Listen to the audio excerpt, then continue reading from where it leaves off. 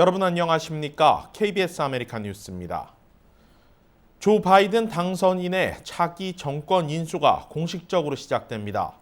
그동안 최종 승인을 보류했던 연방총무청 GSA가 조 바이든 당선인의 승리를 공식 승인했고 트럼프 대통령도 정권 이양에 협조할 것을 지시했습니다.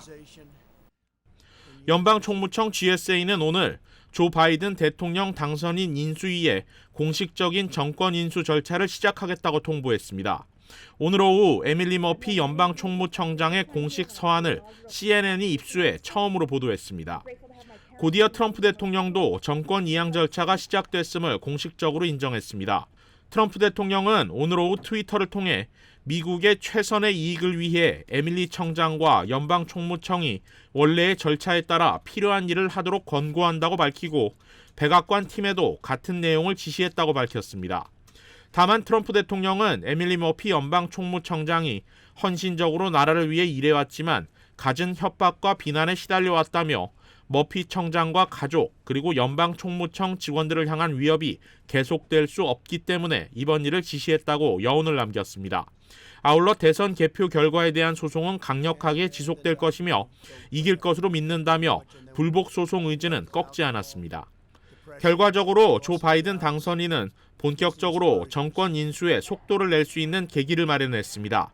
각주 선관위가 바이든 당선인의 승리를 선언하고 법원이 트럼프 캠프의 개표 지연 소송을 기각했음에도 그동안은 연방총무청이 바이든 당선인의 대선 승리를 공식적으로 승인하지 않아 인수위가 정권 인수를 위한 자금과 인력을 지원받지 못했고 국가안보 등 정보 업무의 연속성에 차질을 빚어왔습니다. 바이든 당선인은 정권 인수 개시와 맞물려 차기 정부 경제와 안보 분야의 핵심 인사를 속속 발표하고 있습니다. 무게 있는 인사들이 내각에 다수 포진할 것으로 전망됩니다. 김경일 기자가 보도합니다. 조 바이든 당선인 인수위원회는 바이든 당선인이 국무장관의 토니 블링컨 전 국무부 부장관을, 백악관 국가안보보좌관에는 제이크 설리번 전 부통령 안보보좌관을 각각 지명했다고 밝혔습니다.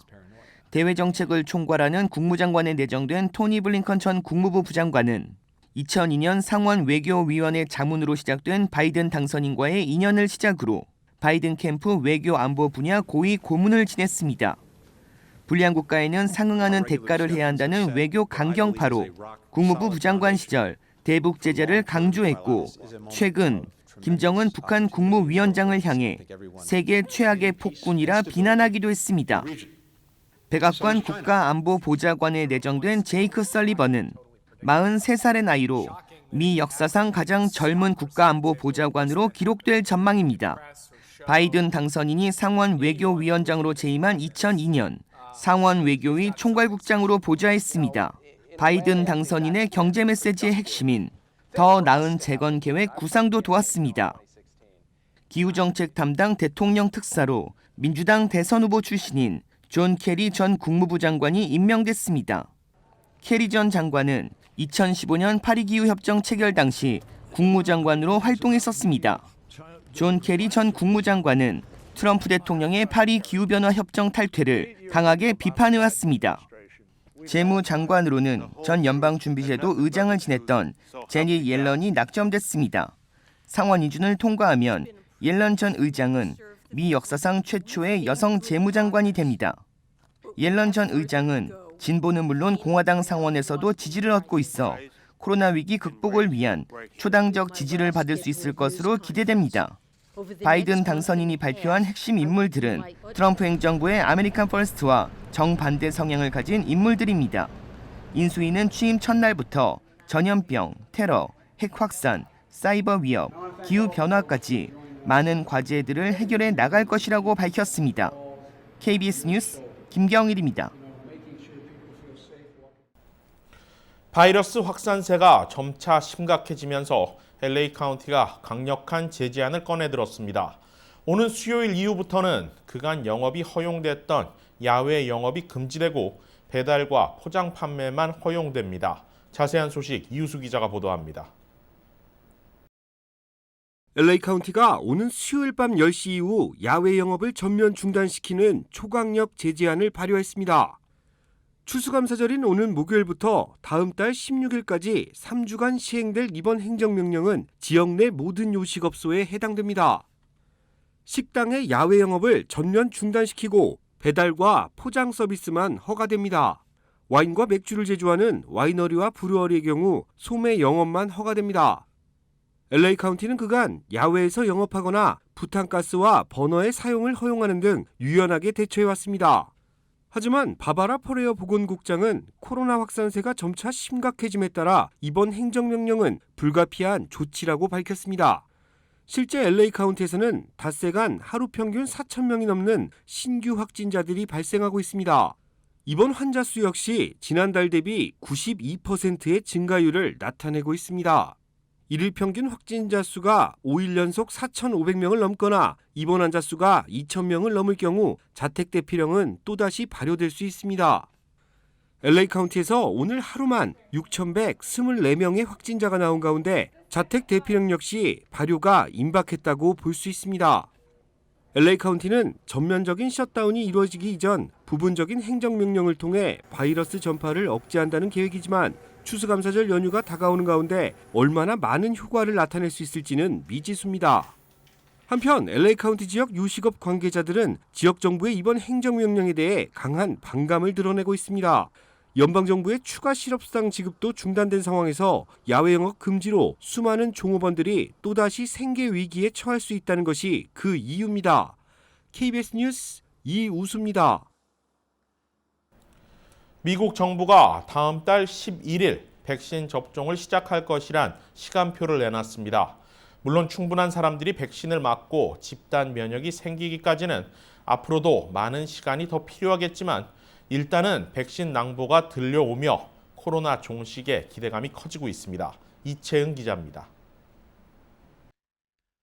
이르면 다음 달 11일 백신 접종이 시작될 수 있다는 전망이 나왔습니다. 백악관의 최고 백신 운영 책임자가 밝힌 백신 배포 계획입니다. We will begin distribution of the vaccine within 24 hours after emergency use authorization is approved. 화이자가 지난 20일 FDA의 긴급 사용 승인을 신청한 가운데 다음 달 10일에 열리는 자무위원회에서 승인이 된다면 11일부터는 접종이 가능할 수 있다는 겁니다.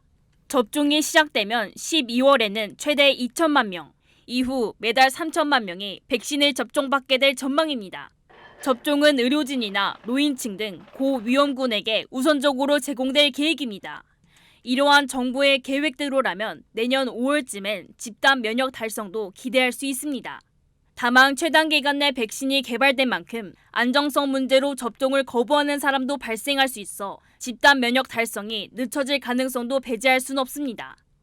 한편 코로나19 백신을 개발하는 제약사 가운데 임상 3, 3에 돌입한 곳은 10개 정도입니다. 이들 가운데 화이자와 모더나는 95%, 아스트라제네카는 평균 70에서 최대 90%의 효과가 있다고 잇따라 발표했습니다. 아스트라제네카는 앞선 경쟁사들에 비해 효과가 상대적으로 낮지만 보관과 유통면에선 훨씬 유리합니다. 화이자 백신은 과시 영하 94도, 모더나는 영하 46도에서 보관이 이루어져야 합니다. 또 저장 기간을 늘리기 위해선 온도를 더 낮춰야 하기 때문에 일반 냉장고가 아닌 초저온 냉장고가 의료기관마다 설치돼야 한다는 단점이 있습니다. 이에 비해 아스트라제네카의 백신은 일반적인 냉장 온도인 영하 36에서 46도에서 최대 6개월까지 저장이 가능해 유통과 보관이 더욱 용이합니다. 이처럼 앞서 발표된 백신들의 단점을 해결하며 백신의 대량 생산과 접종 가능성에 대한 기대감은 높아지고 있습니다. KBS 뉴스 이채은입니다. 케빈 뉴섬 캘리포니아 주지사 가족이 코로나 바이러스에 노출돼 가족 전체가 자가 격리에 들어갔습니다. 주지사실은 어젯밤 공식 성명을 통해 경호 업무를 맡고 있는 CHP 경찰관 중에 한 명이 코로나19 확진 판정을 받았으며 해당 경찰관이 뉴섬 주지사의 자녀 3명과 접촉이 있었다고 밝혔습니다. 이에 뉴섬 주지사와 아내 4명의 자녀들은 이후 모두 코로나19 검사를 받았지만 일단 결과는 음성으로 나왔습니다. 하지만 가족들은 당분간 자가 격리 상태를 유지하면서 추가적으로 검사를 받을 예정입니다. 뉴섬 주지사의 자녀 3명은 앞서 학교에서도 코로나19에 노출됐던 것으로 알려졌습니다. 또 뉴섬 주지사 본인은 지난 6일 지인의 생일 축하 행사에 참석하며 비난을 산 바 있습니다. 코로나 재확산으로 각 지역 당국이 속속 강화된 봉쇄령을 내리고 있는 가운데 물과 휴지 등 주요 생필품들에 대한 사재기 현상이 다시 일어나고 있습니다. 현재 각 지역 대형 마켓과 할인 유통 매장 등에는 물과 휴지, 페이퍼 타월, 세정제 등이 진열대에서 사라졌습니다. 코로나19 재확산으로 각 지역 정부의 규제가 강화되면서 앞서 지난 4월 한 차례 벌어졌던 사재기 현상이 다시 고개를 들고 있는 것입니다. 이에 월마트를 비롯해 코스트코와 타겟, 알버트슨 등 주요 유통업체들은 일부 제품에 대한 판매 수량 제한 조치를 실시하고 있습니다. 다행히 한인마켓들의 경우에는 아직 사재기 현상이 크게 나타나지 않고 있습니다. 유통업계는 앞서 겨울철 코로나 재확산에 대비해 생산과 유통을 준비해온 만큼 지난 4월과 같은 품귀 현상은 발생하지 않을 것으로 보고 있습니다. 업체들은 가급적 소비자들의 사재기 자제를 당부하며 빠른 물량 공급에 나서고 있습니다. 미국은 현재 추수감사절을 앞두고 코로나19 차단에 비상이 걸렸는데 주요 공항들에는 여행객들로 북적이고 있습니다. 그런가 하면 뉴욕에서는 학교 문을 열라는 학부모와 학생들의 시위가 계속되고 있습니다. 한보경 기자가 보도합니다. 코로나19 확산세가 심각하다며 질병통제예방센터가 여행 자제 공고에 나섰지만 주말 내내 미국 공항들은 여행객들로 북적였습니다. 대부분 추수감사절 가족 모임을 위한 여행객들입니다. 지난주 금요일부터 사흘간 미국 내 공항 이용객은 모두 305만여 명. 지난해 같은 기간과 비교하면 절반 수준이지만 하루 10만 명대에 불과했던 지난 봄과 비교하면 크게 늘어난 수치입니다. You're lining up, not everybody's wearing masks. That puts yourself at risk. One of the things we're really concerned about is that as we get into this Thanksgiving season, you're not going to see an increase until weeks later. 지난주 목요일부터 공립학교를 폐쇄한 미국 최대 교육구 뉴욕시에선 학교 문을 다시 열어달라는 시위가 계속되고 있습니다. 뉴욕 시내 양성률이 3%를 넘어섰기 때문에 학교 문을 닫았다지만 식당과 체육관의 실내 영업은 밤 10시까지는 허용되고 있습니다. People can eat in restaurants and people can work out in the gym. The kids should be able to go to school. 쿠오모 뉴욕 주지사도 코로나19 브리핑에서 학교 문을 다시 열 가능성을 시사했습니다. We want schools open. All the leading experts say keep K-8 open. The positivity rate in the schools is lower than the positivity rate in the surrounding community. 지난 20일 20만 명에 육박했던 코로나19 하루 신규 확진자 수는 22일엔 14만 명대로 내려왔지만 7일간 하루 평균 확진자 수는 처음으로 17만 명을 넘어섰습니다. 입원 환자 수도 8만 3천여 명으로 계속 증가세라 인명피해 우려는 더 커지고 있습니다. 뉴욕에서 KBS 뉴스 한보경입니다. 미국의 가장 권위 있는 음악 시상식으로 꼽히죠. 2021 그래미 어워즈 수상 후보가 내일 발표되는데요. 무엇보다 관심은 BTS, 방탄소년단이 얼마나 많은 부문에 후보로 올라가느냐에 쏠리고 있습니다. 방탄소년단은 이미 미국의 3대 음악 시상식 중 빌보드 뮤직 어워즈와 아메리칸 뮤직 어워즈에서 수상한 바 있습니다. 지난달 빌보드 뮤직 어워즈는 4년 연속 탑 소셜 아티스트 상을, 그 전날 열린 아메리칸 뮤직 어워즈에선 2관왕을 차지했습니다. 미국의 가장 권위적이면서도 보수적인 그래미 어워즈는 과연 어떤 선택을 할까? 일단 내일 발표되는 후보에 오를 것은 거의 확실시됩니다. 오히려 올해의 앨범, 레코드, 노래, 신인 이 4대 부문 수상 후보에 오를지가 관심입니다. 만약 BTS가 4대 부문에서 상을 거머쥘 경우 이는 엔싱크 이후 20년 만에 아이돌 보이그룹이 그래미를 차지하는 것입니다. 현재 빌보드 공식 홈페이지에서 실시하고 있는 설문조사에서 BTS는 과반이 넘는 63%의 지지율로 다른 메이저 아티스트들을 압도하며 올해의 레코드 수상 후보로 지목되고 있습니다.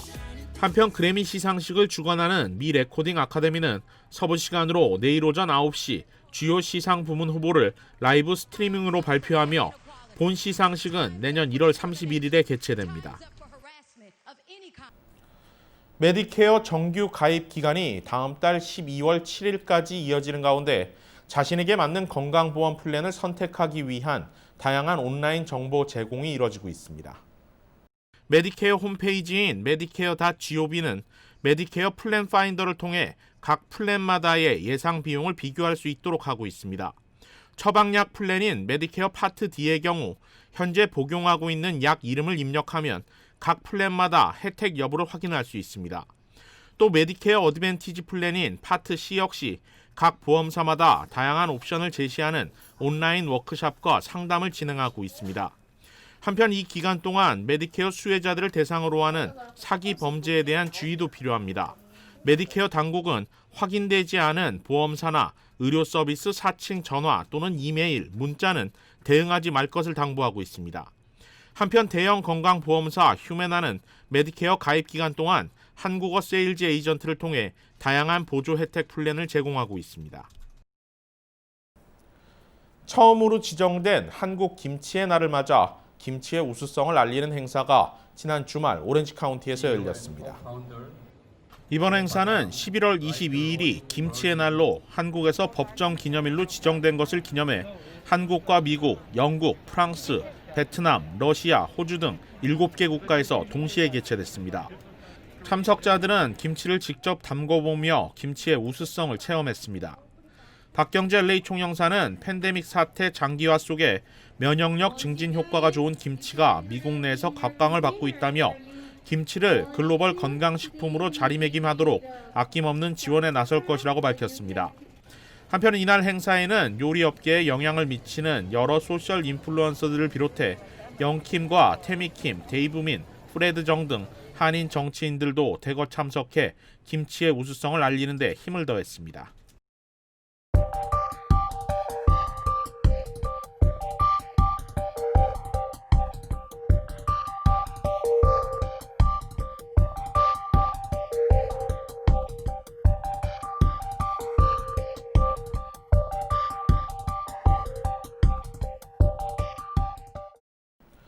KBS 아메리카 뉴스 마칩니다. 고맙습니다.